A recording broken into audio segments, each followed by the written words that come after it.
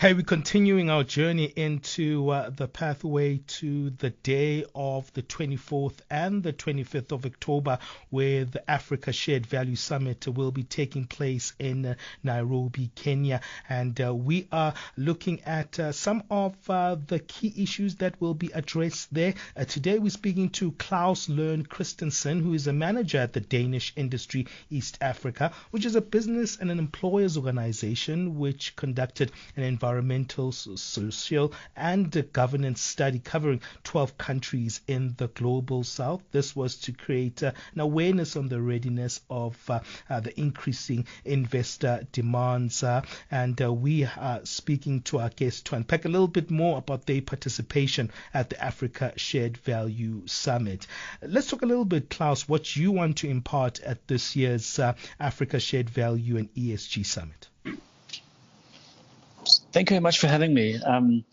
Yes, I think we've decided to attend and also sponsor part of the event because we've got something to tell. We just conducted a study in 12 countries in the global south, and we are seeing this agenda around environment, social, and governance frameworks becoming mainstream in Africa also, where we want to play a part and share our experiences. Can you unpack a little bit about your findings there? Because that's the intriguing part of this, because definitely it is a new environment for us on the African frontier to really zoom into these ESGs. Tell us a little bit more about what your findings were in your study. Yeah, okay. I think it's, we're coming up to something which is a golden standard for reporting going forward. And it's complex. Let's be honest, it's a complex reporting framework. And if companies and industry are to take it seriously, we really need to create the proper awareness about it. It's been incepted as more like, a language for financiers, for investors to do their due diligence. Mm-hmm. But now we see it becoming mainstream, so we have to unpack it a bit. And if you look out around the environmental part of it, what is lying under the E, if you like, is this about, are companies aware of their carbon footprint? Are they aware of their environmental impact? If you grow a manufacturing company in Kenya, for example, are you aware of the footprint you have if you produce tea, for example? There are emissions in the production. There's transportation is a huge part of the value chain. Are they aware of that? Are they tracking it? Are they taking initiative to improve their carbon footprint? That can be on solarizing production plants, limiting transport by doing aggregation centers.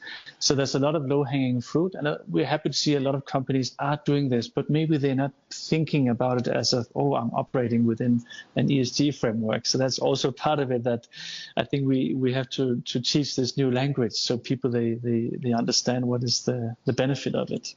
Yeah, I think it's also streamlining and mainstreaming this particular phrase ESG in the business frameworks. How important is it that we engage with some form of capacity building? I think it's crucial because if you don't understand the language, your ability to attract investors from abroad will be limited, for example, because they are now using this language, right? So if your business model is about attracting investment from outside Africa, you definitely need to understand this language. But it can also even be within the Africa Free Trade Agreement that is coming online these days. There are compliance around sustainability embedded in that. So African companies should not only think this is a Western-dominated narrative. Already the local governments have requirements on sustainability, on social aspects of running industry. So I think that's an important message to say this is not, of course it's coming from the West, but local companies are now also making these requirements. And so are the North Americans and to some extent the Chinese that we also deal with.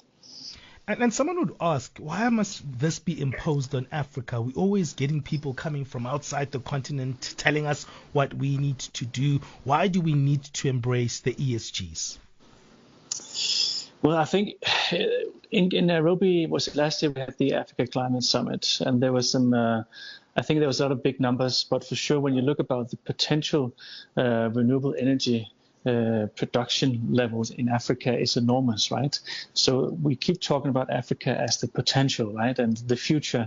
And for that reason, companies and industries should care about renewable energy production because you have the resources here at hand. And we know that by 2050, 40% of the global workforce will be in Africa. So we also need to protect these workers and give them formal contracts under the social arrangement, right? So this is also about protecting the future of Africa and speaking to the fact that Africa will become a dominant continent in very few years, both when you look at renewable energy production on a workforce and also on trading capabilities. And climate change alertness is becoming one of the key imperatives when it comes to frameworks on how to build our economies. How does that feed into that climate change agenda, but also the sustainable development goals? Yeah, I think we're all chasing the sustainable development goals, but we also probably have to be honest that many of the goals we're not going to reach because since then we've seen an exponential acceleration of carbon emissions in spite of the goals. But we still have we have an intent and a direction, and a lot of I think the answers lie within industry where we have the biggest emissions. So we need to strike that balance between, yes, growing our production in Africa, but a production that also protects the environment at the same time and employees that are part of it, right? So I think climate change, we keep hearing and we know the facts that East Africa, for example, is really one of the regions that bears the brunt of climate change.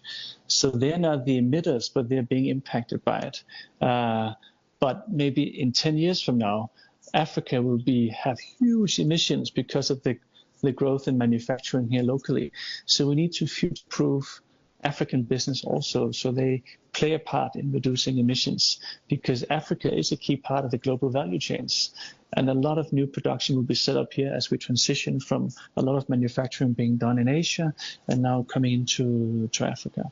Klaus, listening to you, it seems like this is the direction that the world wants to take, this environmental, social, and governance focus. How important is it, especially in a space whereby investors are starting to think critically about their investments?